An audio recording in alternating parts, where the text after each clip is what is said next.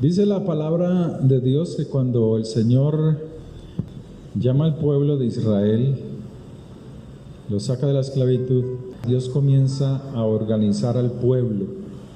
Y lo que Dios comienza a hacer antes de entrar a la tierra prometida, estructurar cómo el pueblo va a ser gobernado a través de sus leyes, de sus ordenanzas, de sus mandamientos, pero también coloca líderes para que administren toda justicia dentro del pueblo.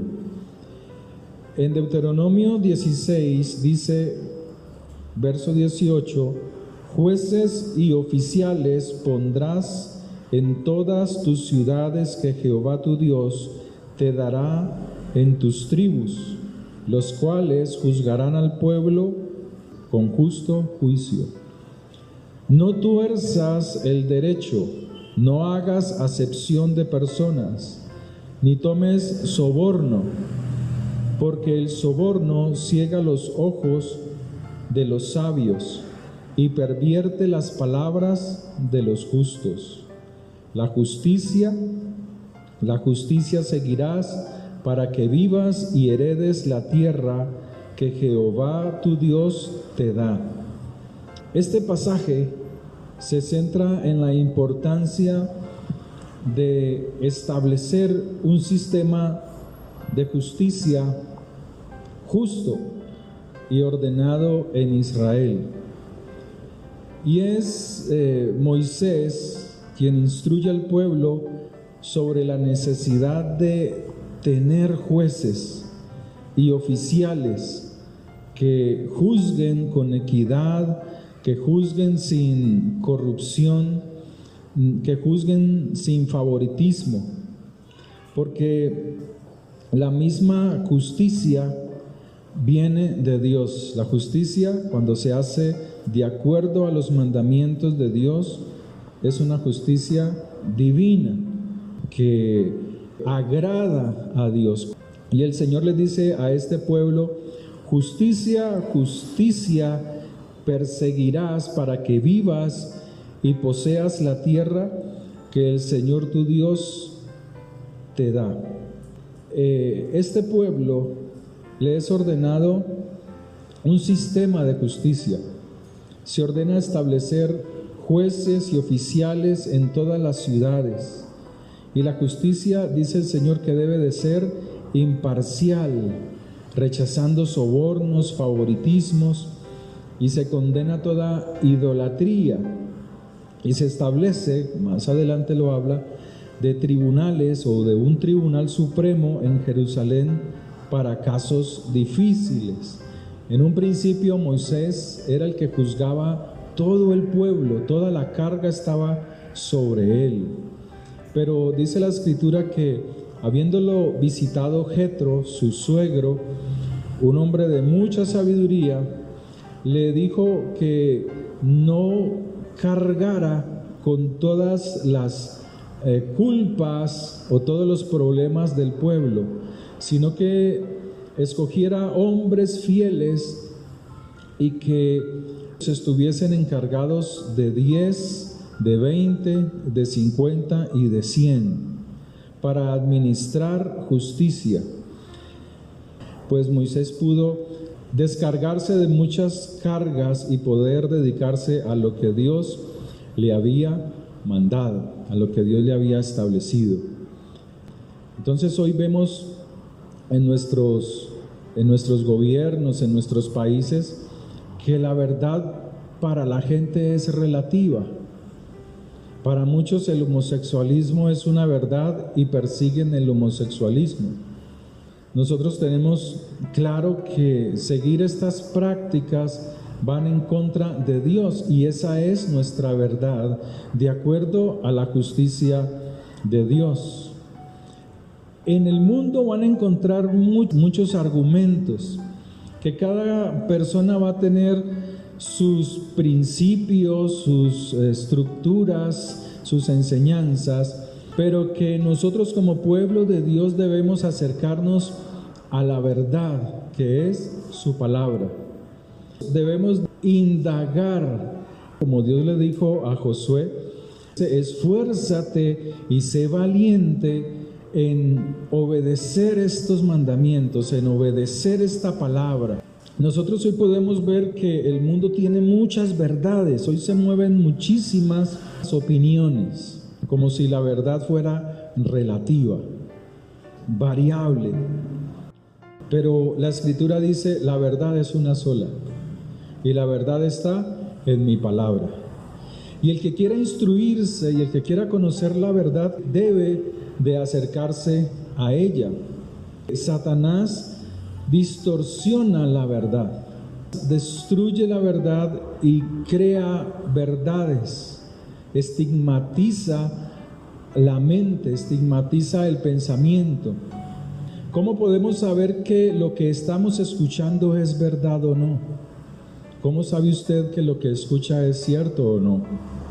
Y el Señor le dice a uno que le preguntó estas clases de cosas, le dijo: escudriñad las Escrituras.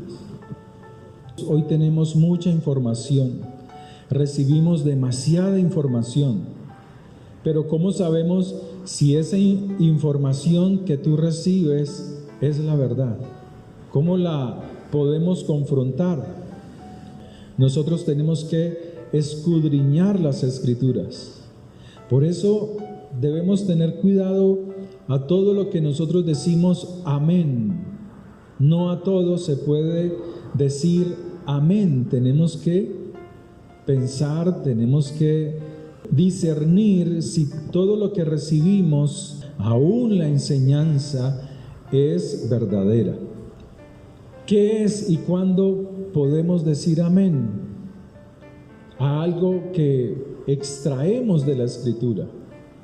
¿Qué podemos decir esto es verdadero o esto es falso si no escudriñamos la palabra de Dios?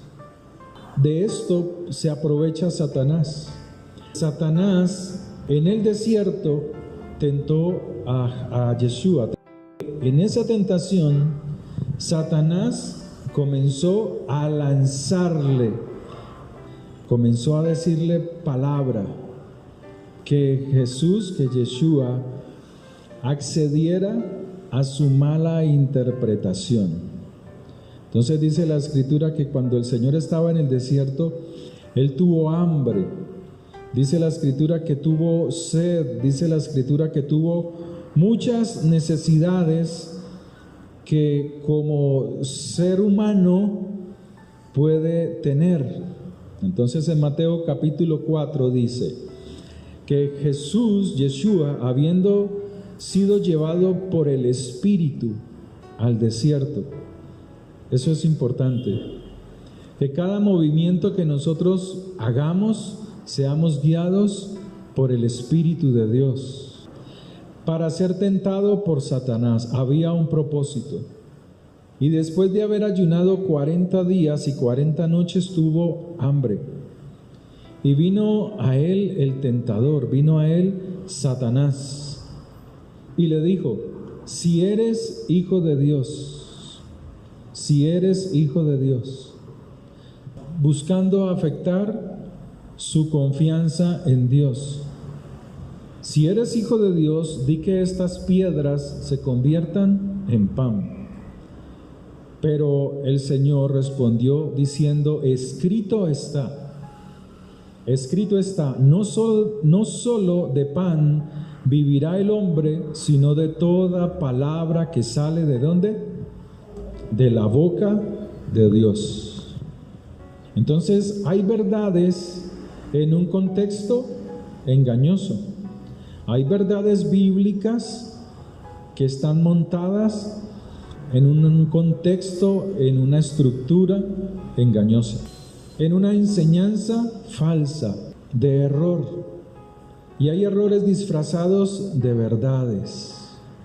Hay verdades utilizadas con un propósito del mismo infierno, que la única intención es lograr captar la atención de los creyentes que no escudriñan las Escrituras. creyentes que llevan años en el Evangelio, que dicen ser cristianos, pero que nunca leen la Biblia.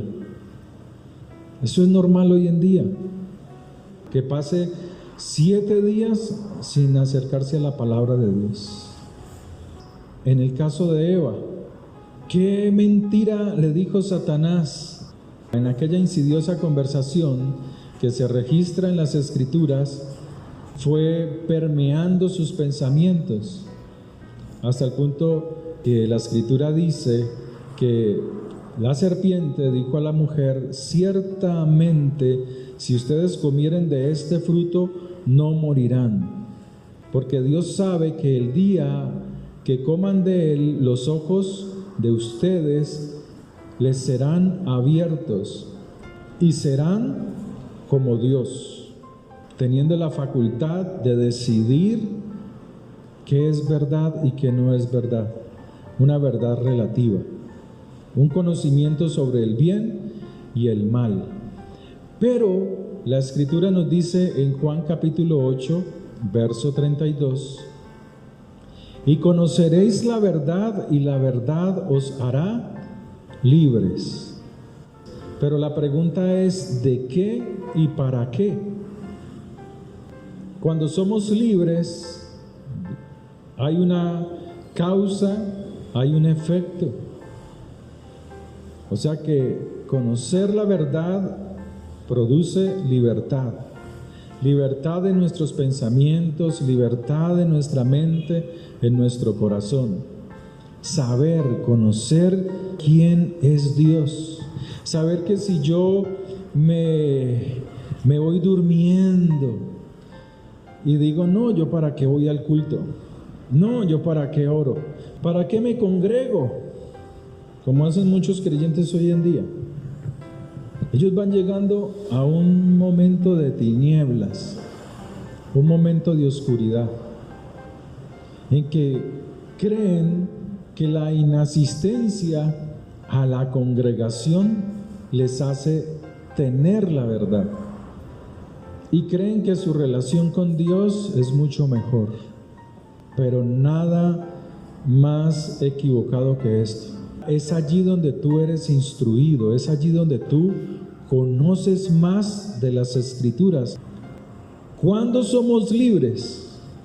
Cuando nos acercamos a Dios, cuando nos acercamos a la palabra, cuando escudriñamos la verdad. La palabra de Dios nos dice en uno de sus pasajes que hay de aquel que quite una jota o una tilde de cada palabra, de cada letra del alefato hebreo, porque cada una de estas insignificantes signos tiene un gran significado del reino de los cielos. Pero ¿cómo vamos a juzgar las situaciones en nuestros hogares si no conocemos su palabra? ¿Cómo le vamos a hablar a nuestros hijos, a nuestra esposa o esposo o a otros familiares si no conocemos las Escrituras? Y así sucede. Hay personas que están hablando de las Escrituras y si el otro no sabe, entonces dice: la palabra de Dios no es para contender, la palabra de Dios no es para contender. No, es que no es para, la palabra de Dios no es para pelear y entrar en discusiones, pero sí es para escudriñarla, sí es para ir a lo profundo del conocimiento, de la anchura, de la profundidad de la palabra de Dios. A nuestros ojos parece que la injusticia se excede hasta el horizonte y más allá. Los impíos quedan impunes y los justos sufren.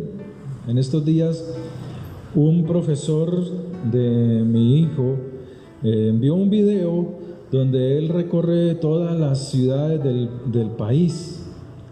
Estaba haciendo un tour por varios países y luego ya últimamente entró a Colombia. Él va por la vía, no recuerdo cuál es, y se entiende que cuando hay 2 líneas amarillas en una vía, ningún carro puede saltar esas líneas y rebasar el carro que va adelante. Él dice que a él lo detiene la autoridad y le preguntan: ¿usted por qué rebasó la línea? Y él, como lleva en su carro, en su camioneta, una cámara, en ningún momento él rebasó la línea. Entonces él dice: ¿ustedes qué opinan? Pero, ¿qué opinan sobre esto? Entonces muchos dijeron: no, que la corrupción de la policía, que son corruptos, que no sé qué. Entonces yo me tomé el trabajo de analizar el video, así como dice la Escritura. Escudriñen, busquen, no solamente estén oyendo, sino que escudriñen a profundidad para que lleguen a la verdad. Si no escudriñas, no puedes llegar a la verdad. Entonces yo escudriñé el video, y en el video él está conduciendo y de un momento a otro una camioneta roja, una Mazda, pasa por su lado izquierdo, lo rebasa a gran velocidad. Y sigo observando el video, y posterior a la camioneta que le rebasó, otro auto blanco rebasa la línea y sobrepasa otros autos. Entonces yo le digo al profesor: te rebasó la camioneta roja y posterior te rebasó también la camioneta blanca, pero la culpa por la falta de discernimiento, de atención de la autoridad, te culparon a ti, que eres inocente. Lo culparon a él. Él soluciona el problema, él dice: aquí están las cámaras, miren. Entonces la policía dice: no, tranquilo, siga. O sea, la autoridad se equivocó, no con intención, pero sí por descuido. Por descuido. Los impíos quedan impunes y los justos sufren. Pagan justos por pecadores. Y así sucede en este mundo. El poder corrompe, el poder absoluto corrompe absolutamente, y la corrupción es poder. El malhechor dice, como dice la Escritura en algunos pasajes: voy a hacer esto porque Dios no me ve. Dice en un pasaje bíblico que no hay pensamiento de Dios en el impío. Todos sus pensamientos son: no hay Dios, desde su propia perspectiva. Pero la Escritura dice en el Salmo 10, verso 5: juicios de Dios están muy por encima de su vista, y a todos sus adversarios desprecia. Dios tiene una visión a lo largo y ancho de todo el universo. No solamente mira las obras de los hombres, sino que mira su vida, tanto en el presente como lo que va a ser en el futuro. Isaías 40, 22, 23 dice: Él es quien se sienta sobre el círculo de la tierra, quien hace que los jueces de la tierra carezcan de sentido. La Biblia describe a Dios presidiendo, dice pasajes como Apocalipsis, sobre un tribunal celestial, y compara su sala de trono con un tribunal de justicia. Y dice la Escritura: Dios, Elohim, ha tomado su lugar en el consejo divino, en medio de los dioses, tiene juicio.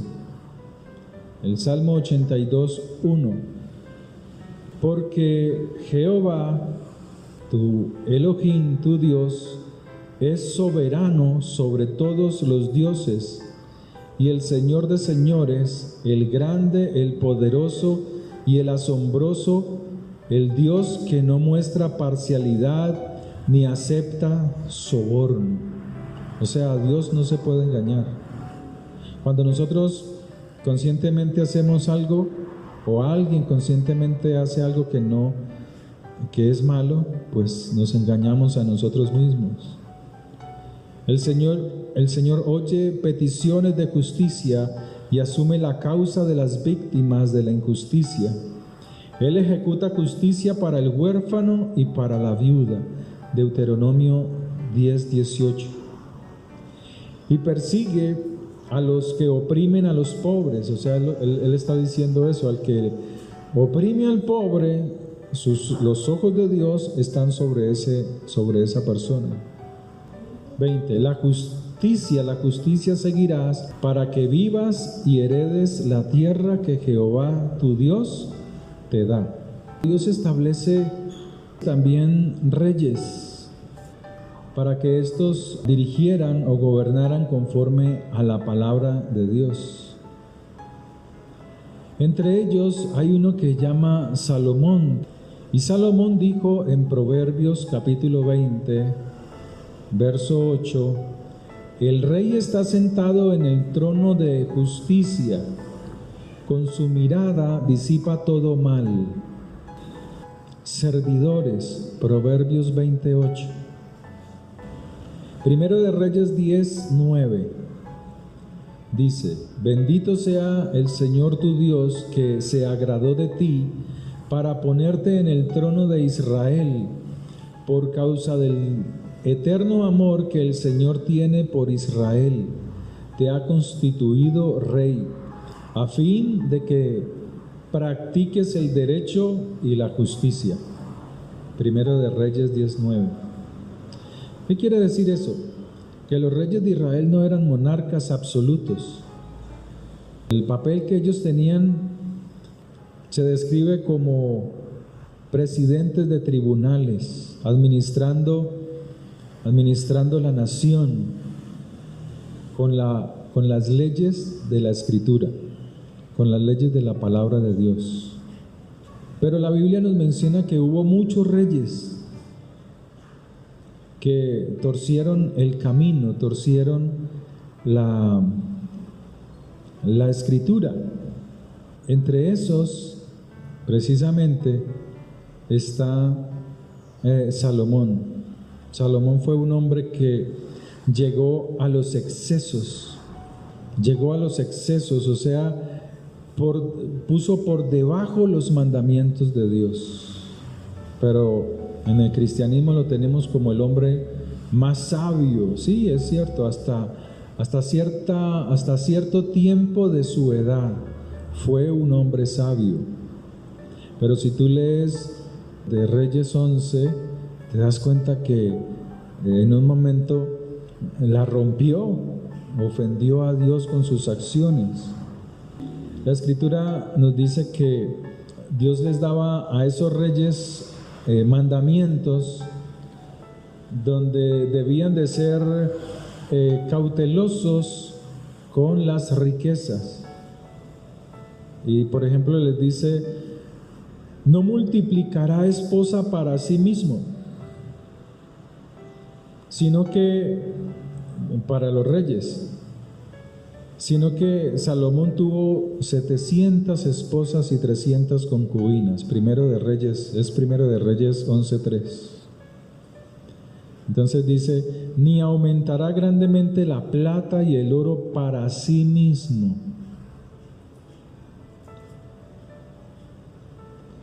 sino que el rey Salomón se hizo más grande que todos los reyes de la tierra en riquezas. O sea, si hay un gobernante que usa las riquezas que tiene solo para su beneficio, es un mal gobernante.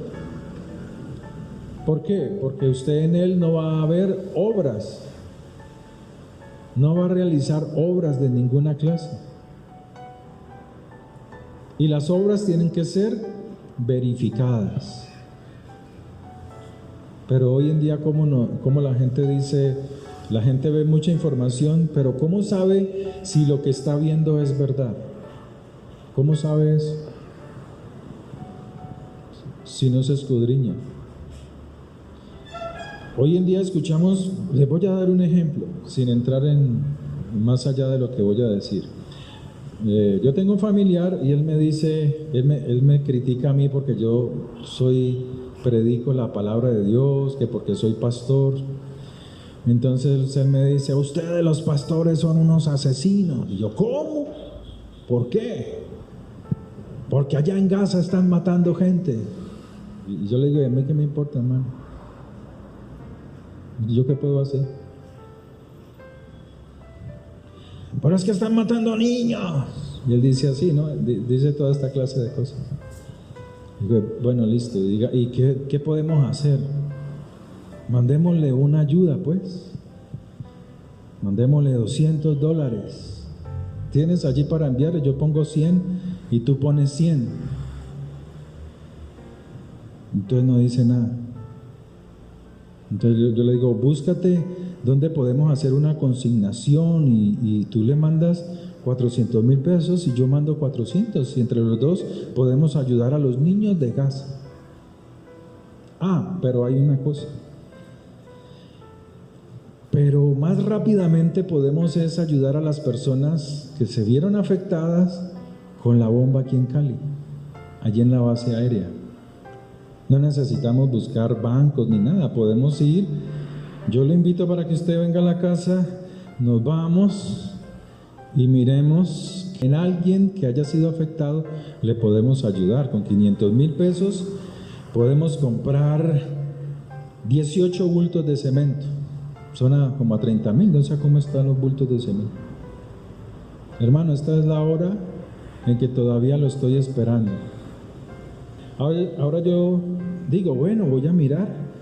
A mí me gusta entrar a la internet y ponerme a escudriñar.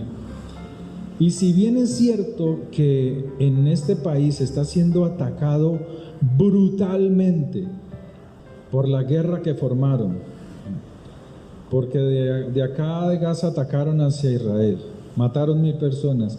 Estos vinieron y arrasaron con todo Israel. Si bien es cierto eso, no todo lo que aparece en la internet es real, hay montajes. Entonces, ¿tú cómo puedes decir la bomba cayó y este niño está afectado? Entonces hay una señora con un niño desnutrido, delgadito, se ve que no ha comido, y entonces te dicen, necesitamos ayuda humanitaria, trae tus alimentos, envíanos tus alimentos, y está el niño desnutrido, flaquito, y la mamá que lo está cargando es tremenda regordeta, está regorda. Entonces la pregunta es, ¿solo los niños están siendo afectados? ¿O verdaderamente son todos? Hay videos donde uno ve que hay gente que retiene los alimentos que tratan de entrar a este país, pero uno mira quiénes son los que lo retienen y uno copia el idioma que está ahí, sea el árabe, y lo pasa, lo traduce, y son de los mismos grupos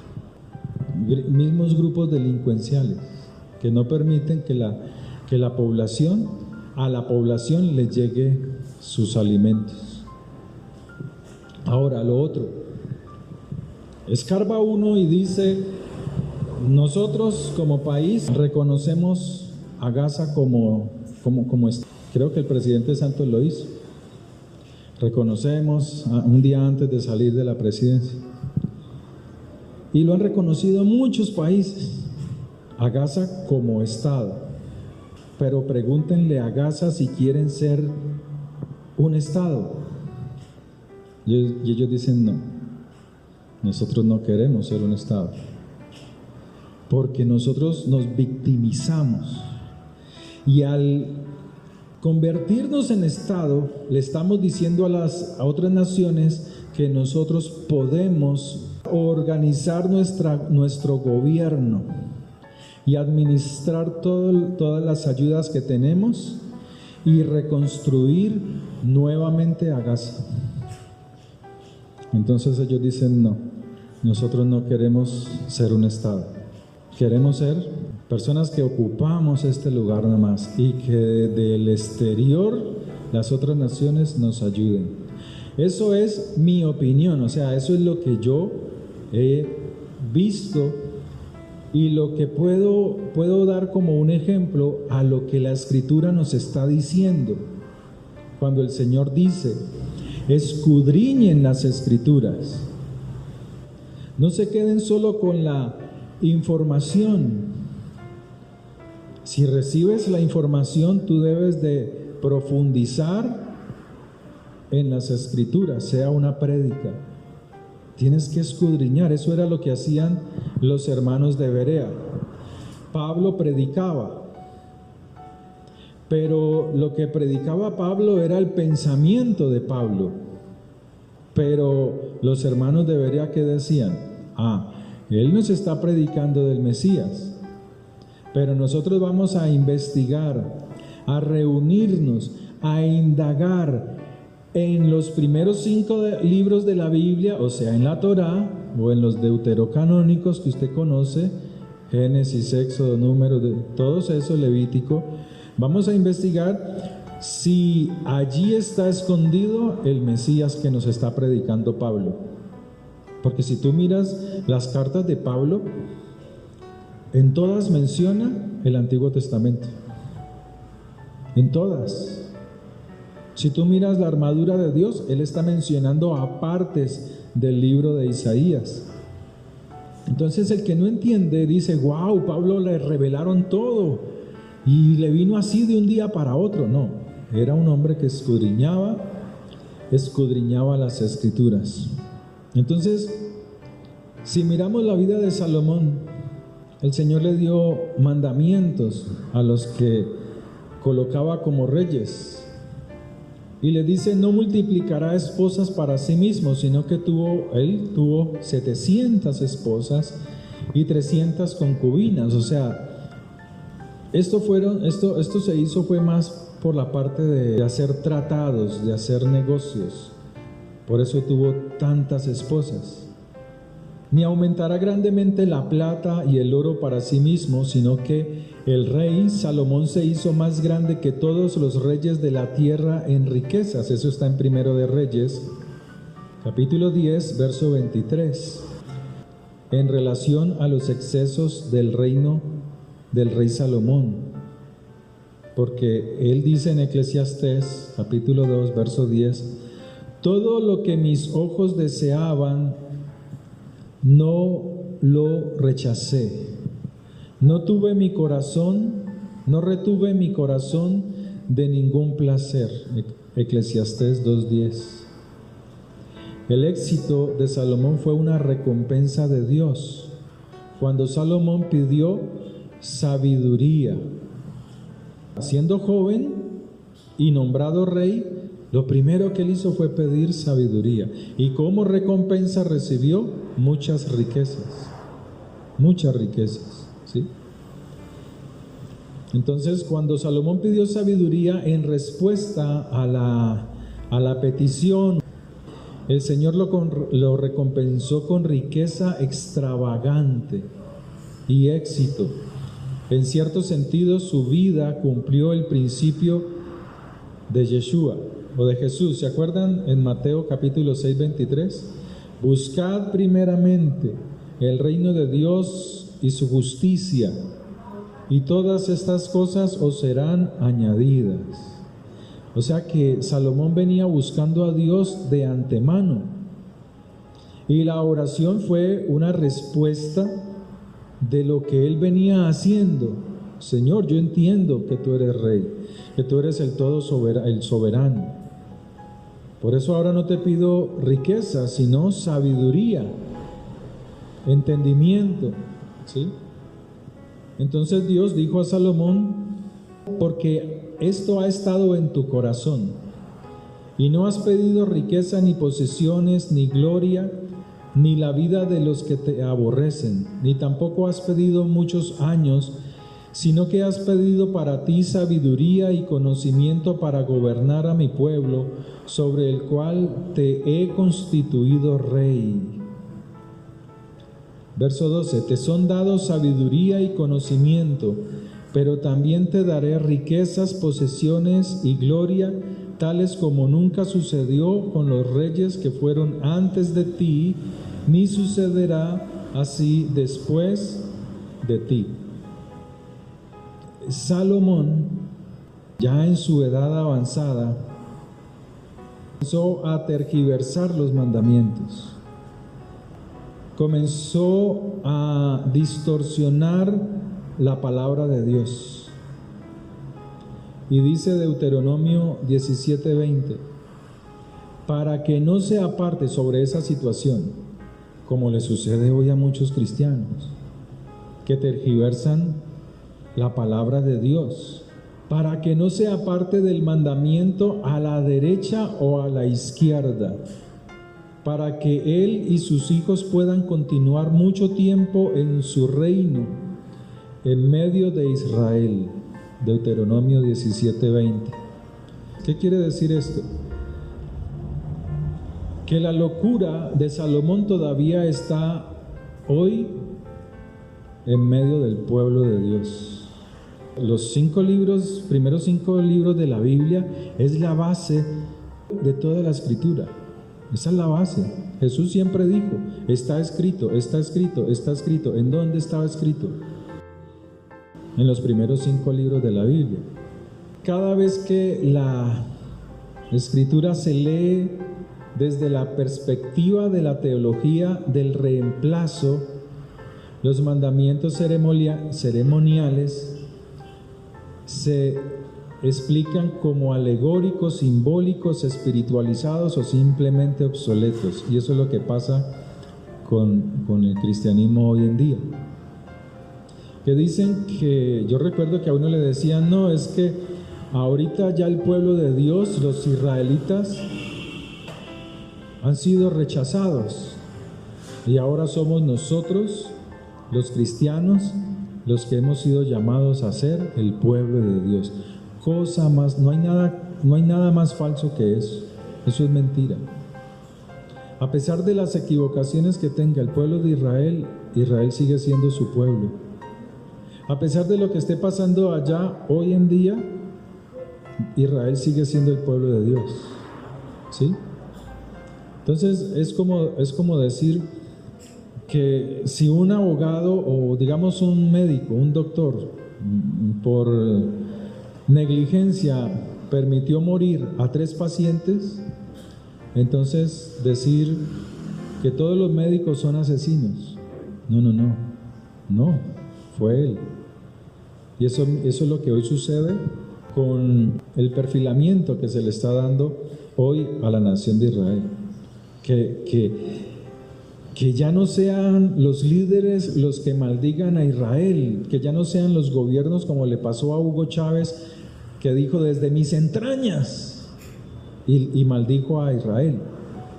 Entonces, como ellos saben que eso es un peligro, entonces han cogido y han perfilado a esta nación para que ya no sean ellos como líderes maldiciendo a la nación de Israel, sino sean los cristianos.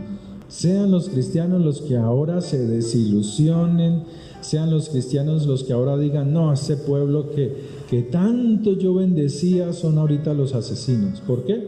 Porque los medios han perfilado esto. Los medios de comunicación, la internet y todo esto.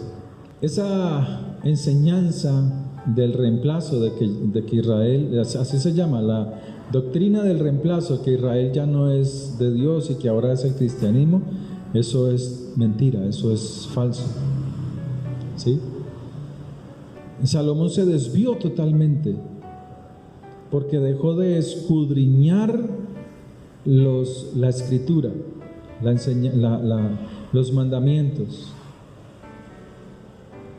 Entonces, en la iglesia cristiana, cuando se predica acerca de Salomón y sus 700 mujeres y sus 300 concubinas, entonces el ignorante, el que está predicando y no estudia, sale con barrabasadas, estupideces.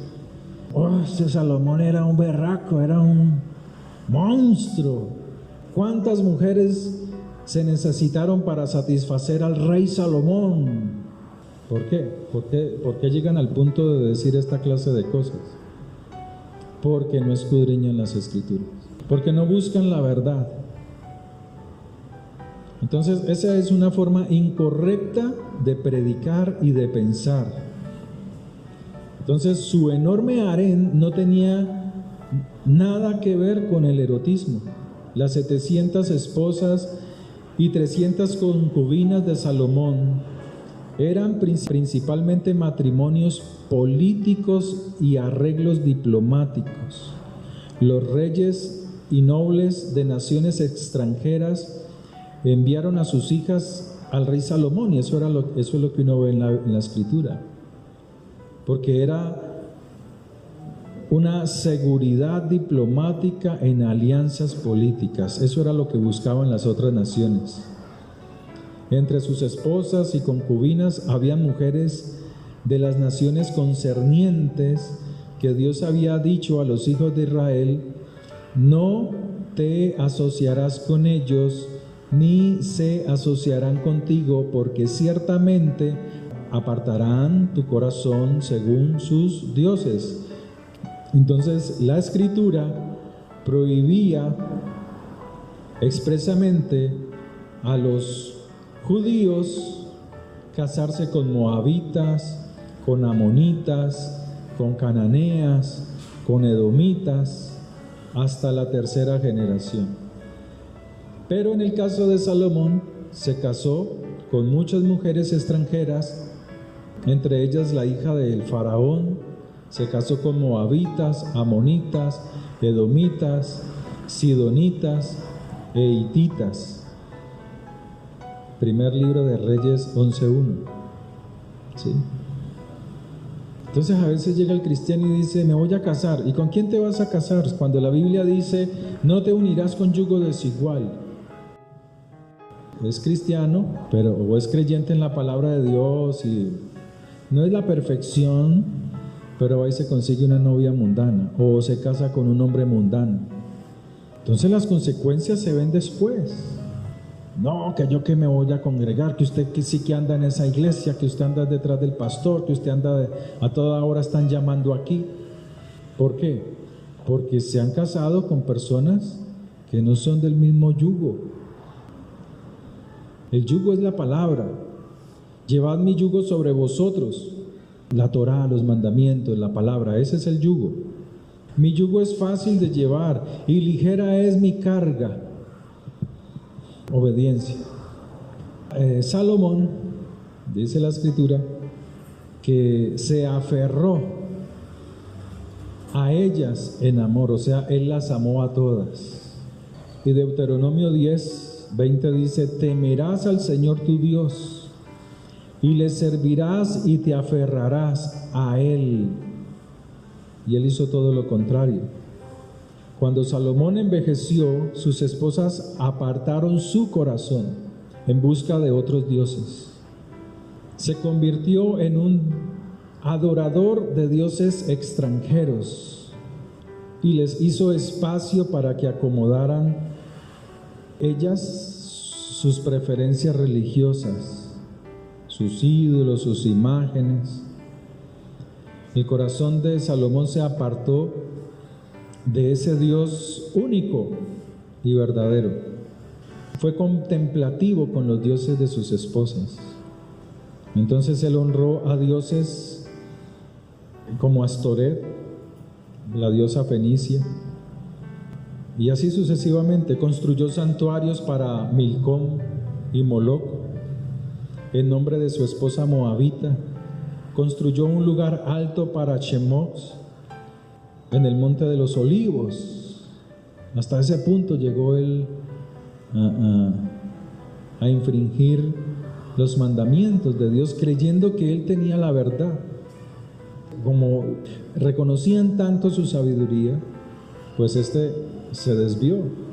Entonces, como consecuencia de la infidelidad del pacto, la casa de David perdió el control del reino. Entonces tú ves que de ahí en adelante sale el rey Acab, sale Jezabel, salen reyes que torcieron el camino del pueblo. Y eso sí que es peligroso. Cuando nosotros somos hijos de Dios, nosotros nos toca es escudriñar las Escrituras y darlas a conocer en nuestra casa. No creas que porque los hijos vienen a la iglesia, ellos son ya salvos y que ya van a seguir a Dios permanentemente.